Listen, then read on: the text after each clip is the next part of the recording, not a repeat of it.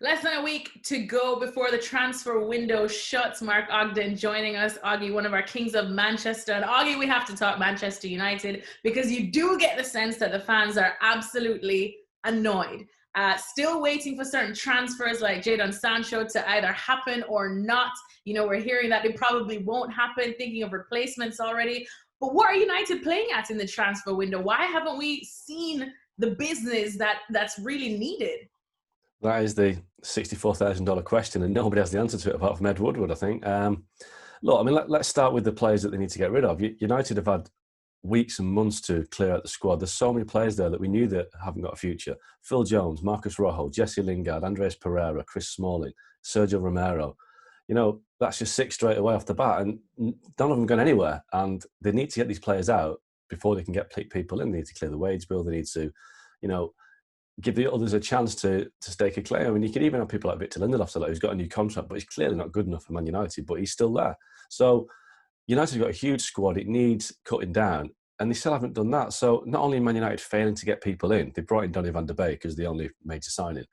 They're failing to get people out, and that should be the easy part. But then United will tell you, probably quite rightly, that these players are on such big wages that clubs don't want to buy them. They don't want to pay the wages. So, you know, that is because United pay them too big money, and they've given these guys contracts. So United are to blame for the fact they can't get rid of the players.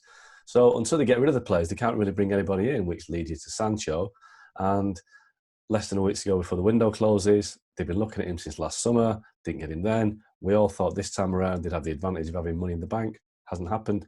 And I think, you know, until the window closes on Monday, the 5th of October, we'll never know. But it's looking increasingly likely that Jadon Sancho will stay at Borussia Dortmund.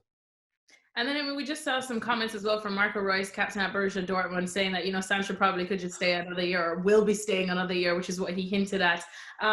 Is that just a nail in the coffin there for at least this transfer window? Well, Marco Reus isn't the only person at Dortmund to say that. We've had it from, I think Michael Zorc said it early on in the window, 5-6 weeks ago, the director of football. So, you know, Dortmund have been quite consistent on this, that he's not going anywhere. And I think people were kind of dubious of that and thought that they were just using it as a marketing ploy, a tactic, but he's still there. And we're in October this week and he's still there. So, you know, Jadon Sancho hasn't really pushed for the move either. He's not, you know, he's not kicked off like a lot of players do. So it sounds like there's not really a lot of appetite on the Dortmund side or the Sancho side for this move to happen. So unless United really start to make an effort, a concerted effort, it won't happen. And I don't see United making that effort either, because the money involved that Dortmund want, that, you know, that it'll cost to get the player with his agent fees and wages, it's just a deal they don't want to do right now. There's too much money gone out of the club at the moment because of coronavirus that they're not doing big deals. And unfortunately for Man United fans, that's something I have to accept.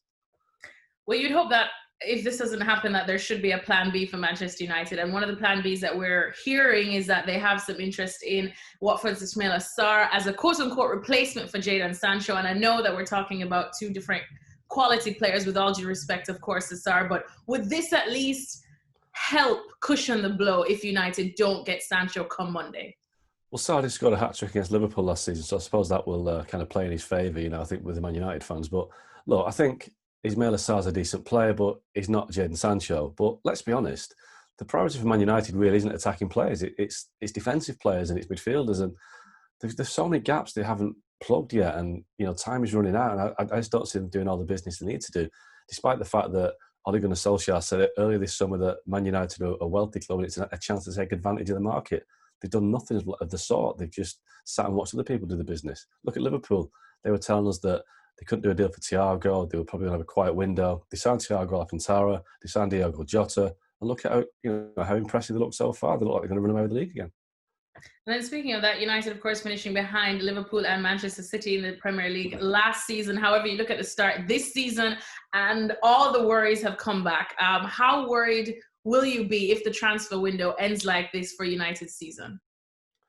Well, I think being worried is a bit too strong, because, you know, they'll still have a chance of finishing top four again, but it's very much kind of treading water, isn't it? United aren't really going anywhere. They're not threatening to win big trophies. It's just unacceptable for Man United fans to be going to every season just expecting to achieve the bare minimum. And the bare minimum for Man United is qualifying for the Champions League.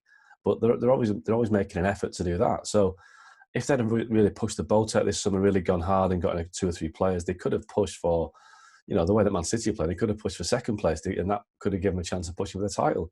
They haven't done it. They've shown a lack of ambition. They'll tell you they spent a lot of money over the last 12 months on Van der Beek, on Fernandes, but they've invested it poorly in other areas, and it's time that United started to be a bit smarter in the transfer market. Looked at what Liverpool are doing, looked at the clubs that are doing well in the market and on the pitch, and realising that they can't operate as they do right now. Thanks so much for watching ESPN on YouTube. And for more sports highlights and analysis, be sure to download the ESPN app. And for premium content and live streaming, subscribe to ESPN Plus.